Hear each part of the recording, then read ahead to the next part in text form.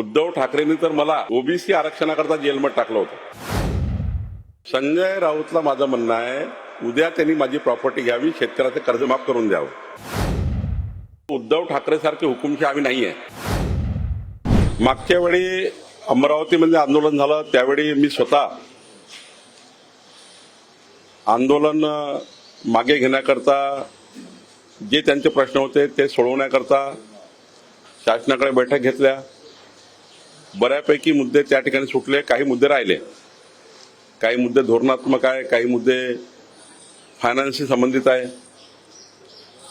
शेतकरी कर्जमाफीबद्दल एक समिती नेमण्याचं आम्ही आश्वासन दिलं, ते पूर्ण केलं आणि त्या समितीच्या माध्यमातून जो रिपोर्ट येणार आहे की किती शेतकरी आहे, किती त्या ठिकाणी कर्जमाफी करावी लागेल आणि पात्र शेतकरी असले पाहिजे, कारण मोठ्या प्रमाणावर काही फार्म हाऊसेस आहे, काही घर आहेत, त्या ठिकाणी लोकांनी कर्ज उचलले आहेत. त्यामुळे एकदा राज्याचं सर्वेक्षण झालं पाहिजे. 40 वर्ष शेती करूनही त्यांचं कर्ज कमी होत नाही, त्यांचा खरा विचार केला पाहिजे. या भूमिकेत एक समिती तयार केली. आता isakal.com आहे देशातील नंबर 1 ची मराठी न्यूज वेबसाईट. प्रत्येक अपडेटसाठी isakal.com ला नक्की भेट द्या. कर्जमाफी संबंधाने ती समिती काम करत आहे आणि मग आता जे आंदोलन झालं किंवा आंदोलन करतायत, मी 26 तारखेला त्यांच्याशी बोललो. त्यांना मुख्यमंत्र्यांकडे बैठक लावायची विनंती केली. 27 तारखेलाही बोललो, 28 तारखेलाही बोललो. माझी चर्चा सुरूच होती आणि एक उच्चस्तरीय बैठक माननीय मुख्यमंत्र्यांनी आयोजित केल्यावर अजितदादा बैठकीला आले, एकनाथजी बैठकीला आले, पण कुणी प्रतिनिधी आला नाही. आमचं साधं म्हणणं होतं, कुठला तरी प्रतिनिधी पाठवा. माधवराव जानकरजीला पाठवा, अजित नवलेजीला पाठवा, राजू शेट्टीजीला पाठवा, कुणाला तरी पाठवा, म्हणजे बैठक घेता येईल, म्हणणं ऐकून घेता येईल, आपल्याला त्यावर निर्णय घेता येईल. पण बच्चू कडूने त्या ठिकाणी त्यांचे काय ठरलं मला माहिती नाही. आमचे दार चालूच होते, आमचे दार अजूनही चालू आहे, बैठकीचे चर्चेचे दार सुरू आहे. आजही त्यांनी सांगावं कुठल्या दिवशी बैठक घ्यायची. माननीय मुख्यमंत्री किंवा सरकार बैठक घेईल, पण चर्चेचे दार आमच्याकडनं सुरू आहे. चर्चा आम्ही करतो आहे. आज सकाळी मी त्यांना 8-10 वेळा फोन लावला, का रात्री लावला. आता मी त्यांच्याशी डीसीपीच्या माध्यमातून बोललो. त्यामुळे चर्चा आमच्याकडनं सुरू आहे. त्यांची जी मागणी आहे की आता सरसकट कर्जमाफी करा किंवा इतर मागण्या आहे, त्यावर चर्चा तर करावी लागेल, बोलावं तर लागेल. सरकारचं त्या ठिकाणी काय म्हणणं आहे, त्यांचं म्हणणं काय, एकदा ऐकावं तर लागेल. ऐकूनच घ्यायचं नाही, मग त्या ठिकाणी सरकारला दोष द्यायचा, सरकारने बैठक लावल्या बैठकीला यायचं नाही, ही जी भूमिका आहे, मला वाटतं यातून थोडं बाहेर निघून खरंच शेतकऱ्याच्या हक्काचे निर्णय करायचे असेल, शेतकऱ्याच्या हिताचे निर्णय करायचे असेल तर त्यांनी बैठकीला आलं पाहिजे. त्यांनी आताही त्यांनी सांगितलं की माननीय मुख्यमंत्र्याला आम्ही विनंती करू की पुन्हा एकदा बैठक घ्यावी. बैठकीतले मार्ग निघू शकतात, आंदोलन कमी होऊ शकतं, तर आम्ही या ठिकाणी बैठकीला तयार आहोत. त्यांनी सांगावं केव्हा बैठक घ्यायची. आता ते म्हणतात की नागपुरात बैठक घ्या.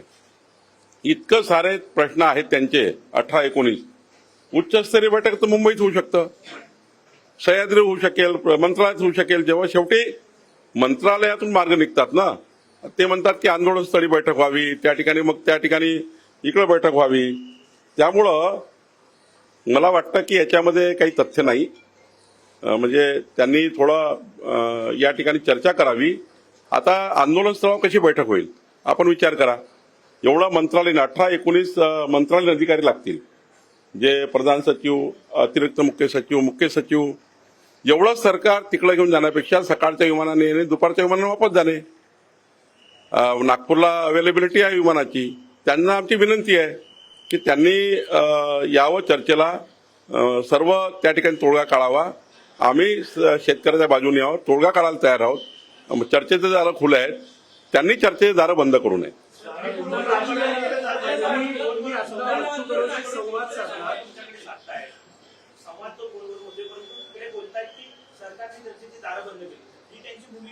मी 26, 27, 28 3 दिवस माझं राजू शेट्टीजी, माधवराव जानकरजी, अजित नवलेजी आणि माननीय बच्चू कडूशी बोलणं झालं. त्यांच्या चर्चा झाल्यानुसार बैठक लावल्या गेली. त्यांनी येण्याचं कबूल केलं. कबूल केलं नसतं तर बैठकच लावली नसती ना. मुख्यमंत्र्यांची बैठक उच्चस्तरीय बैठक लावली, त्यांनी कबूल केलं बैठकीला यायचं म्हणून बैठक लावली. आता ते आलेच नाही. एक जरी प्रतिनिधी आला असता, समजा बच्चू कडू नाही आले, राजू शेट्टीजी नाही आले, कुणीच नाही आलं, त्यांचा प्रतिनिधी कोणी बैठकीला यायला पाहिजे. तर मुख्यमंत्री बैठक चालवतील, सरकार बैठक चालवेल. आलेच नाही. आल्यानंतर त्या ठिकाणी आत्ता मी काल सकाळी फोन केला, त्यांचा फोन बंद. त्यांचं म्हणणं आहे की ते रेंज नाही आहे. आता माझं बोलणं झालं त्यांच्याशी डीसीपीच्या माध्यमातून. त्यांना माझी विनंती आहे की त्यांनी मुंबईला उच्चस्तरीय बैठकीला यावं. मी माननीय मुख्यमंत्री यांना अजून त्या ठिकाणी मुख्यमंत्री लक्ष देऊनच त्या आंदोलनावर बैठक अरेंज करतील. आणि त्या बैठकीमध्ये शेवटी मुख्यमंत्री, दोन्ही उपमुख्यमंत्री, एवढं 18-20 अधिकारी, प्रधान सचिव, मुख्य सचिव नागपुरात, ते म्हणतात आंदोलन स्थळावर किंवा कुठे बैठक घ्या, ते त्या ठिकाणी करण्यापेक्षा बच्चू कडू, राजू शेट्टीजी, माधवराव जानकरजी, अजित नवलेजी आणि तिथे तुपकर आहेत, त्यांनी बैठकीची वेळ त्या ठिकाणी फिक्स करावी. आम्ही त्या ठिकाणी बैठकीतून मार्ग काढायला तयार आहे, चर्चा करायला तयार आहे. आणि चर्चेतूनच मार्ग निघतो, तोडगा चर्चेतूनच निघतो, बैठकीतूनच निघतो. सरकारचं असं कुठलंही ना मनात आहे ना बोलण्यात आहे. आम्ही कशाला अटक करू? बैठकीला बोलवायचं, अटक करायचं, एवढे काही इंग्रजी विचाराचे लोक आम्ही नाही आहोत. हे काही मोगल विचाराचे लोक आहेत का ना? काही लोकशाहीमध्ये, सरकारमध्ये असं चालतं का की बैठकीला आला अटक करा? काहीतरी नवीन फंडे फोडायचे. मला वाटतं याच्यातून बाहेर निघालं पाहिजे आणि चर्चेतनं शेतकऱ्याकरता मार्ग काढला पाहिजे. सरकार चर्चेकरता तयार आहे. सरकार बैठका लावून त्या ठिकाणी बोलवायला तयार आहे. मुख्यमंत्र्यांनी बैठक लावून रद्द झाली. माननीय दोन्ही डीसीएम बैठकीला आले, कोणीच प्रतिनिधी येत नाही. कसं करायचं? त्यामुळे मला वाटतं मुख्यालयामध्ये जाण्याची सुद्धा भाषा बच्चू कडू करतात आता नागपूरला. नाही, तो त्याचा आंदोलनाचा अधिकार आहे, त्याच्याबद्दल मी काही बोलणार नाही. पण सरकारकडनं चर्चेचे मार्ग सारे खुले आहेत. शेतकऱ्याकरता चर्चा करायला तयार आहेत. बच्चू कडूला माझी विनंती आहे की चर्चेकरता आलं पाहिजे आणि त्यांनी चर्चेतून हे मार्ग काढले पाहिजे. सरकार बैठकीचं आयोजन करते, शेतकरी नेते येत नाही, दुसऱ्या बाजूला ते म्हणतात की संवाद होणार नाही, आम्हाला अटक केली जाईल. नेमकं काय साध्य करायचे शेतकरी नेत्यांना? मला काय त्याच्याबद्दल त्याची भावना माहिती नाही. तो सरकार एवढं काही मोगलशाही नाही आहे की ते बैठकीला येईन त्याला अटक करतील. आंदोलन स्थळावर कधी बैठक होऊ शकतं का? एक डीसीएम, 2 डीसीएम आणि इतकं सारं त्या ठिकाणी मंत्रिमंडळ किंवा कृषी मंत्री आहे, महसूल मंत्री आहे, एवढे सारे आंदोलन स्थळावर जाऊन बैठक घेणे ही काही मागणी योग्य होणार नाही. मुंबईच्या मंत्रालयात किंवा सह्याद्रीवर बैठक आयोजित करूनच त्या ठिकाणी मागणी पूर्ण करता येईल किंवा सरकारमध्ये निर्णय घेता येतील ना. फायनान्स मिनिस्टर असेल, अजितदादा असेल, एकनाथजी असेल, सर्व असेल, माननीय मुख्यमंत्री बैठक घेतील.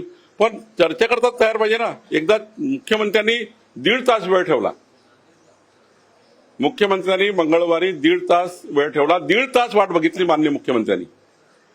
1.5 तास वाट बघून कोणी झालं नाही. मुख्यमंत्र्यांनी वारंवार मला विचारलं, एक तरी प्रतिनिधी आलाय का? अजित नवले तरी आले आहेत का? माधवराव जानकर तरी आले आहेत का? राजू शेट्टी तरी आले आहे का? कोणीतरी आलं पाहिजे बैठकीला. तर मग काय चूक आहे सरकारची? सरकार तयार आहे, पण सरकारवर त्या ठिकाणी आकस काढणे किंवा शेतकऱ्याच्या मनात त्या ठिकाणी दुजाभाव निर्माण करणे, मला वाटतं यातनं राजकारण होऊ नये. यातनं फक्त शेतकऱ्याचे प्रश्न सुटावे आणि बच्चू कडूने पुढाकार घ्यावा. सरकार चर्चेला तयार आहे.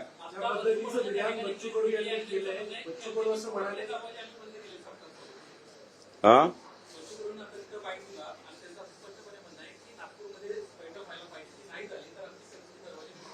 चर्चेचे दरम्यान ते बंद करतात, आम्ही करत नाहीये.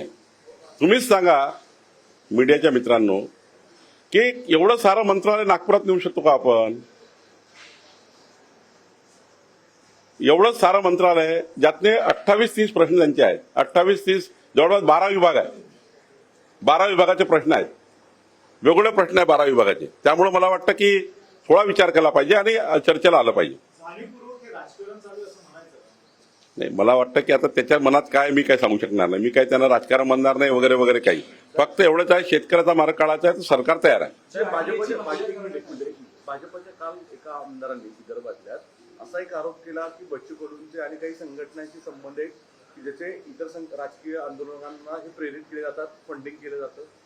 मला त्याबद्दल काही माहिती नाहीये. मला माहिती असल्याशिवाय मी बोलणार नाही. संजय राऊत असं म्हणतात, ज्या पद्धतीचा आरोप बच्चू कडूंनी केला की मला अटक केली जाऊ शकते. संजय राऊत असं म्हणतात की या सगळ्या आंदोलनकर्त्यांना मुंबईत बोलवायचं आणि त्यांना अर्बन नक्षलवादी ठरवून अटक करायची, अशा प्रकारचा सरकारचा प्रयत्न. कुठल्याही सरकारची भूमिका अशी नाही आहे. सरकारची भूमिका कधी अशी असणार नाही. आम्ही उद्धव ठाकरेजीच्या सरकारसारखे हुकुमशाह नाही. उद्धव ठाकरेंनी तर मला ओबीसी आरक्षणाकरता जेलमध्ये टाकलं होतं. त्यामुळे उद्धव ठाकरेसारखे हुकुमशाह आम्ही नाही आहे. देवेंद्र फडणवीस सरकार, आमचं सरकार हे लोकशाहीच्या मार्गाने सर्वांना न्याय देणारं सरकार आहे. उद्धव ठाकरे लोकशाहीमध्ये मत आणि विरोध करण्याचा अधिकार जो आहे तो सरकारला आहे. जे सत्ताधारी आहेत त्यांना ही मान्य नाही असते. कोणी म्हटलं? तेच म्हणतात, तेच उत्तर देतात. त्याचाच प्रश्न त्यांचंच उत्तर. तुम्ही त्यांचं भाषण आहे का? तेच प्रश्न उपस्थित करतात, तेच उत्तर देतात. कुणा म्हटलं असं? त्यांना अधिकार नाहीये. रोज आंदोलन केलं तरी त्यांचा अधिकार आहे. लोकशाहीमध्ये प्रत्येकाला अधिकार आहे. आणि त्यामुळे त्यांनी आंदोलन केलं तर काय, आम्ही सरकार म्हणून आमची भूमिका आम्ही पार पाडतोय. काल जी भाषणं नागपुरात झाली किंवा एकंदर आंदोलनामध्ये झाली त्यात काही प्रक्षोभक विधान सुद्धा करण्यात आली. बच्चू कडूंनी म्हटलं की आमदारांना कापा, तर रविकांत तुपकर त्या पुढे जाऊन म्हणाले की आमदारच काय 2-3 मंत्र्यांनाही कापलं पाहिजे. नाही, ह्या भाषा काही योग्य नाही लोकशाहीमध्ये. ह्या भाषा लोकशाहीमध्ये योग्य नाही आहे. अशा भाषा करू नये. शेवटी संवैधानिक पद्धतीने आंदोलन झालं पाहिजे, लोकशाही पद्धतीने आंदोलन झालं पाहिजे. प्रक्षोभक भाषा करून त्या ठिकाणी जमावाला त्या ठिकाणी प्रोत्साहन देणे, जमावाच्या माध्यमातून काही जाळपोळ करणे वगैरे अशा भाषा ज्या होतात, किंवा उद्या मॉबला त्या ठिकाणी चिथावणी देणे वगैरे अशा भाषा कुणी करू नये असं मला वाटतं. संजय राऊतांनी पत्रकार परिषद घेतली आणि त्यांनी तुमच्यावरती सुद्धा काही आरोप केले की ज्या व्यक्तीने घोटाळे केले अशा व्यक्तीने तुम्ही तिकडे पाठवताय. बावनकुळे यांचे घोटाळे बाहेर काढणारे 2 आठवड्यात त्यांचे जे काही घोटाळे त्याची फाईल मी बाहेर काढतो, ती फाईल तयार होते. तुमची प्रॉपर्टी विकली तर कर्जमुक्ती होईल शेतकऱ्यांची. संजय राऊतला माझं म्हणणं आहे, उद्या त्यांनी माझी प्रॉपर्टी घ्यावी, शेतकऱ्याचं कर्ज माफ करून द्यावं. माझ्या अॅफिडेव्हिटमध्ये माझी प्रॉपर्टी आहे आणि त्याच्यापेक्षा जास्त निघाली ती संजय राऊतने पूर्ण घेऊन टाकावी. त्यामुळं त्याला माझी खुली ऑफर आहे, उद्या या रजिस्ट्री करायला आणि तुम्ही किंमत लावा आणि घेऊन टाका आणि कर्जमाफीची घोषणा करून टाका आणि कर्जमाफी करून टाका लोकांची. खरं तर बोलगवळेपणा आहे. भ्रष्टाचाराला आम्ही कधी थारा दिली नाही. भ्रष्टाचार आमच्या ब्लडमध्ये नाही. त्यामुळं त्यांची काही फक्त बोलाच्या भात आहे, बोलाची कडी आहे, तोंडाच्या वाफा आहे. आमचा कधी भ्रष्टाचार विषय नाही आहे. त्यामुळं त्यांना काय काय काढायचं ते काढू दे. माझं तर खुलं चॅलेंज आहे, त्यांनी लवकर काढलं पाहिजे. सर, हिंदी में जाना है. स्थानिक स्वराज्य संस्थांच्या पार्श्वभूमीवर पक्षांतराचं वारं जोरात प्रमाणात वाढतंय. महायुतीमध्ये सुद्धा आता अंतर्गत पक्षामध्ये या स्पर्धा सुरू झाल्या. आज सोलापूरमधल्या अजित पवारांच्या राष्ट्रवादीचे 2 माजी आमदार भाजपमध्ये प्रवेश करतात. त्यामुळे महायुतीमध्ये कुठेतरी स्पर्धा लागली. नाही, प्रत्येकाचा पक्ष वाढवण्याचा अधिकार प्रत्येकाला आहे. आमचा पक्ष वाढवण्याचा आम्हाला अधिकार आहे, अजितदादाला अधिकार आहे, एकनाथ शिंदेजीला आहे, महायुतीमध्ये आहे. त्यामुळे जे लोक भाजपमध्ये येतात त्यांना भाजपमध्ये, काही राष्ट्रवादीमध्ये, काही शिवसेनेमध्ये. त्यामुळं ज्यांना जो पक्षाची भूमिका पटली, ज्या पक्षाचे विचार पटले, ज्या व्यक्तीचे विचार पटले, त्या व्यक्तीकडे लोक जातात. आणि त्यामुळं मला वाटतं याच्यामध्ये गैर काही नाही आहे.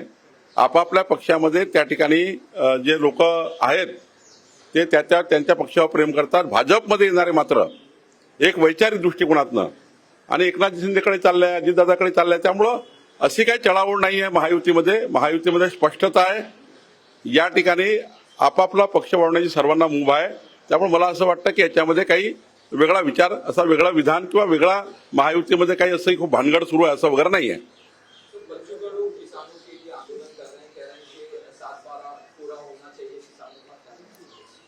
देखिए, बच्चू कडू के साथ हमने बार बार किसानों के मुद्दे के ऊपर चर्चा करने के लिए सारे दरवाजे खुले रखे.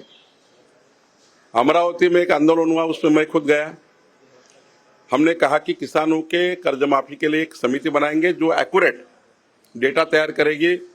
कई खेत ऐसे जहां पे फार्म हाउस बने हैं, जहां पे बड़े बड़े घर बने, वहां पे कर्जा माफी की जरूरत नहीं है.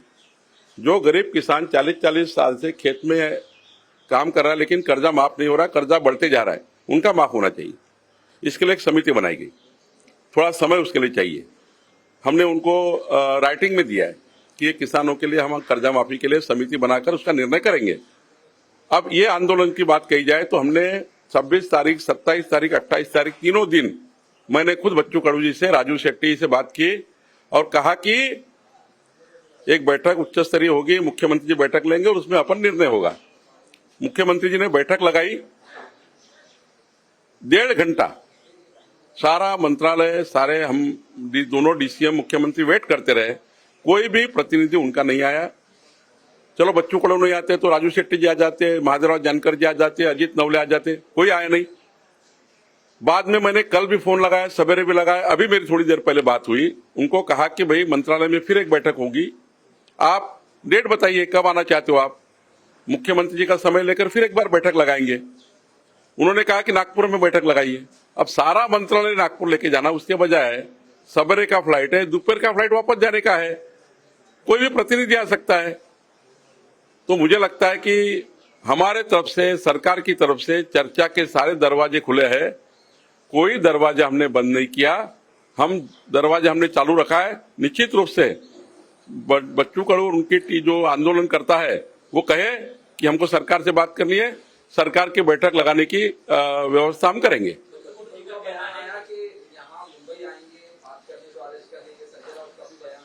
ये उद्धव ठाकरे की सरकार नहीं है, यह हुकुमशाह सरकार नहीं है, ये देवेंद्र फडणवीस जी की सरकार है, लोकशाही मार्ग पर चलने वाली सरकार है।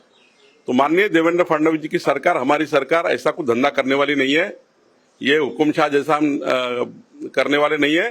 वो आए और बैठक करके वापस जाए, किसानों को बात करे, हमसे बात करे, मार निकल जाएगा। सर तेजस्वी यादव ने बिहार में ऐसा बयान दिया है कि महाराष्ट्र, मुंबई में बिहार मित्र केंद्र स्थापित किया जाएगा, जिससे लेकर बिहार की यहाँ की जो जनता है उनके लिए सेवा सुविधाएं की उपलब्ध की जाएगी।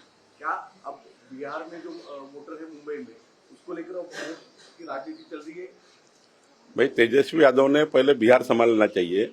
मुंबई में हमारे बिहारी भाई जो है उनको संभालने के लिए हमारी सरकार, हमारी पार्टी, हम सब लोग बिहार के यहाँ जो रहते हैं, उत्तर भारत के और बिहार के सारे, ये भारतीय जनता पार्टी हमारे सरकार के साथ खुश है। कोई उनमें ये नहीं है।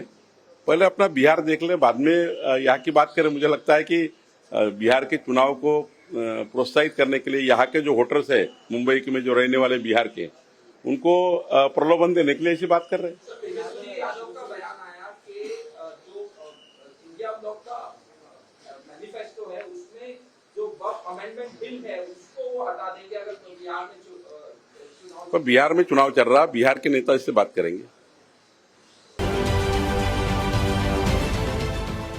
देश विदेशातील प्रत्येक घडामोडींचे लाईव्ह अपडेट मिळवण्यासाठी आता साम टीव्हीच्या सर्व सोशल मीडिया प्लॅटफॉर्मला लाईक, फॉलो आणि सबस्क्राईब करा।